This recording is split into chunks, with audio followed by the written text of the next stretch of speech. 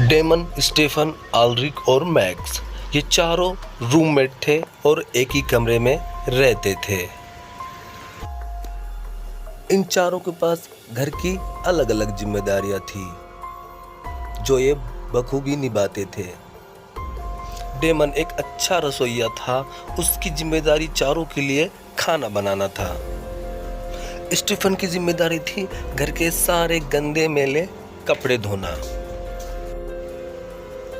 Elric की जिम्मेदारी थी घर के लिए राशन और अनाज लाना और घर का सारा सामान वो ही लाता था।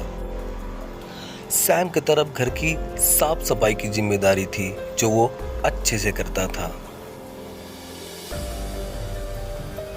एक दिन जब आल्रिक घर के लिए किराना खरीदने सुपरमार्केट गया तो किसी ने उसकी गोली मारकर हत्या कर दी, वो भी बड़ी बेरहमी से।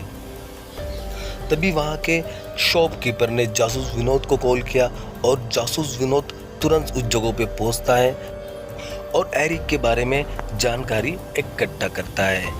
उसका घर का पता, उसका टेलीफोन नंबर, सारा कुछ जमा करके वो उसके घर पहुंचता है।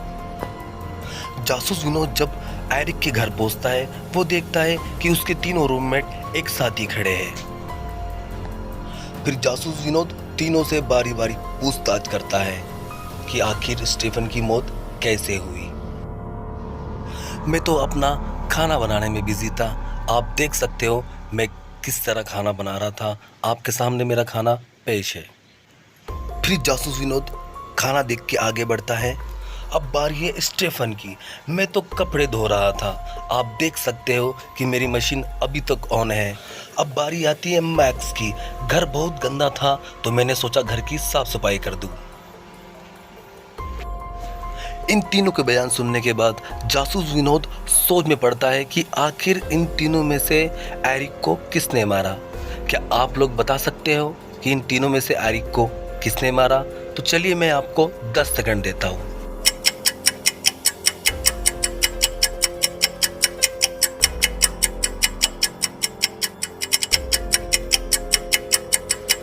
तो क्या सोचा आपने? मुझे कमेंट बॉक्स में जरूर बताना।